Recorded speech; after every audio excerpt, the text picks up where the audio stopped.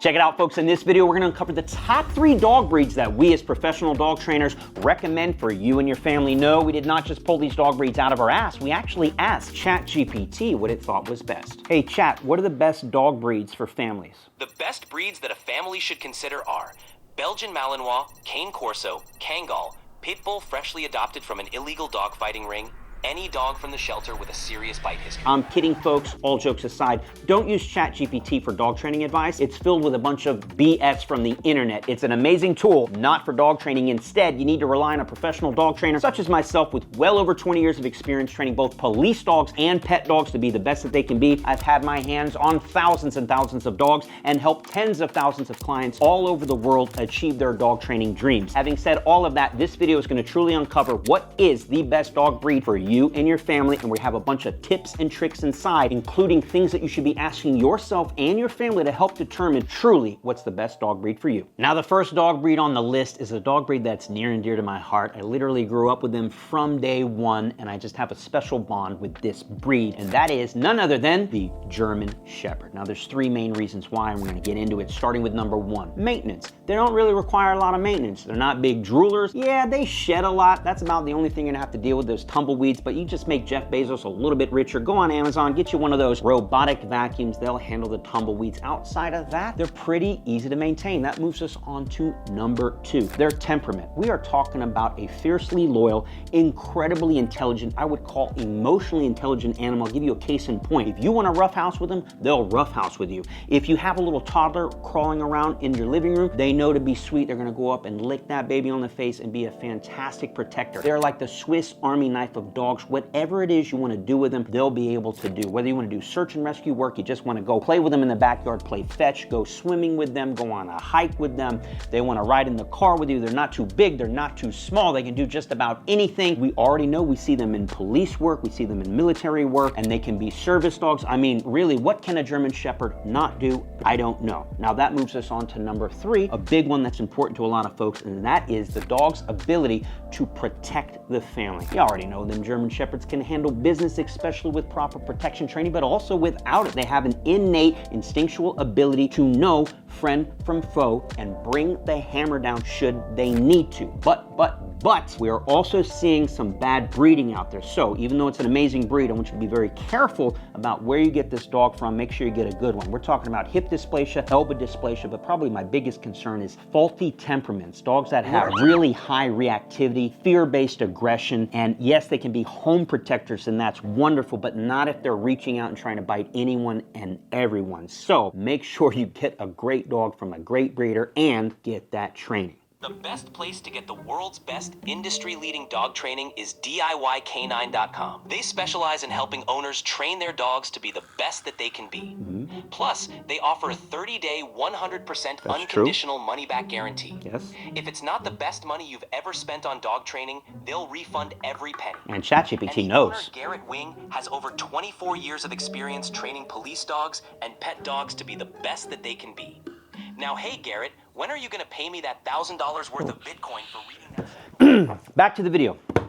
Second dog on the list, America's golden child. No, I'm not talking about the Golden Retriever. They're amazing dogs. They probably hit a top 10 list, but they got a little too much energy. Instead, we're talking about a little bit more lazy dog, super friendly, great with children and other pets. A dog, if you were to see a video of an all-American family and you look in the background, you already know what dog breed it's going to be.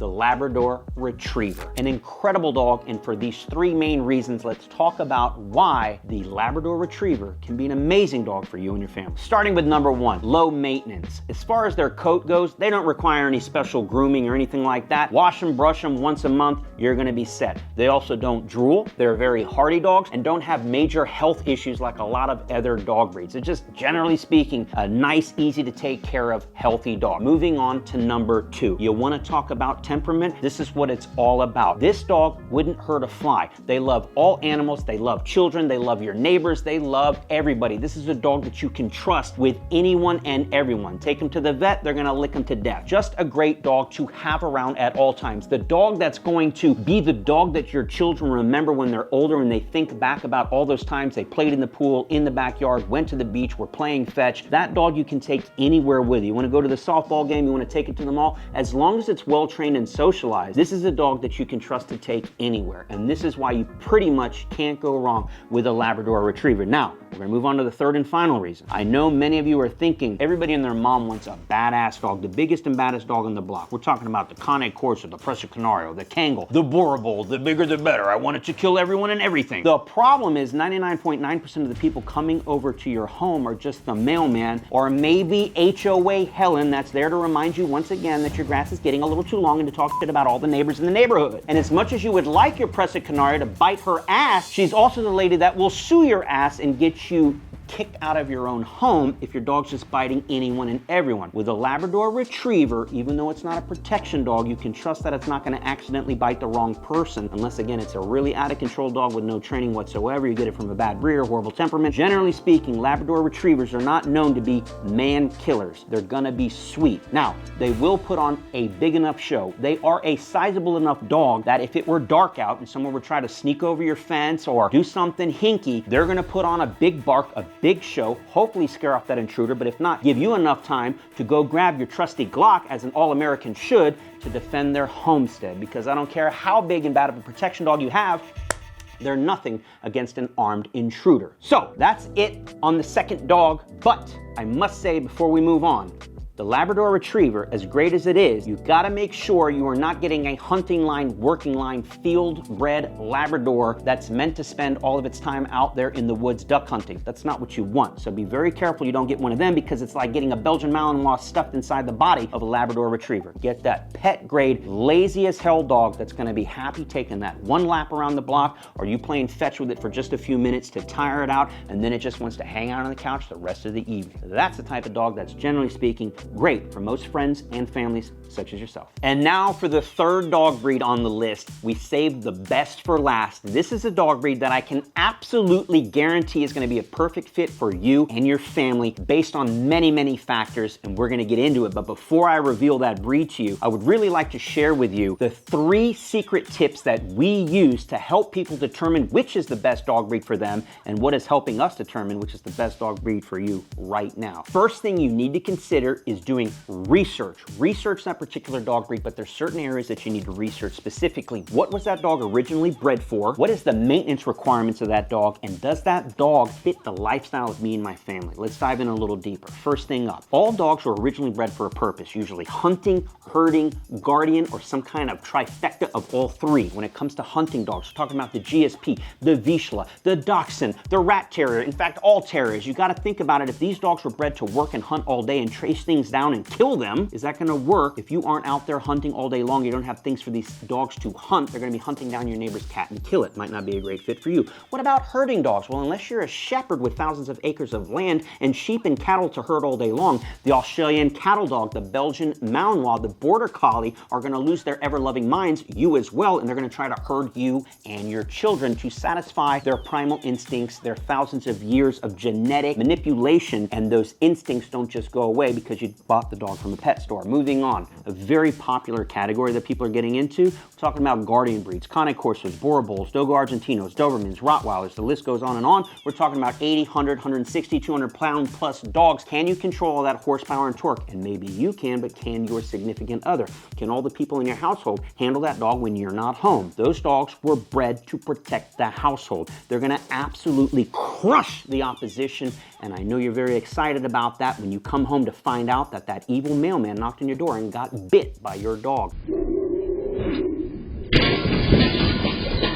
What kind of lawsuit are we talking about? Most folks can't handle their own little 30-pound fluff and puff. How are you gonna handle that big ass dog? I'm not saying don't get one, but it's something to consider. Can you truly handle all of that dog? Now let's talk about the maintenance. There's certain dog breeds out there that you don't realize until you get them and you're living with them a while and you're like, man, I didn't know I was signing up for this. We're talking about health issues that these dogs are gonna have, skin conditions, just the grooming requirements of certain dog breeds, the drooling. Really do your research and make sure you can keep up with all of that maintenance, because the maintenance is not only a time suck, it could also be a big suck on your wallet. And finally, number 3, probably the biggest one of them all, is is that dog breed gonna fit your lifestyle? Not just today and now, but 5, 10, 15 years into the future. Why is that? Maybe right now you live at home with your parents that are on a 5-acre property, so you go ahead and get that herding dog or that big ass guardian dog, and you have all these hopes and dreams and things that you're gonna like rise to the occasion like we do every year. After the first of the year, we're gonna go to the gym until we realize 2 weeks into owning a Belgian Malinois probably wasn't the best choice for us. But anyways, what happens is at some point you gotta move out of your parents' house, and you're gonna get that wife, you're gonna try to have kids, you're gonna have to move into an apartment or maybe that beautiful HOA community with the white picket fence that also does not allow the Boerboel, the Cane Corso, the Rottweiler to live in that apartment community or that HOA community. What the hell are you gonna do then? It's gonna severely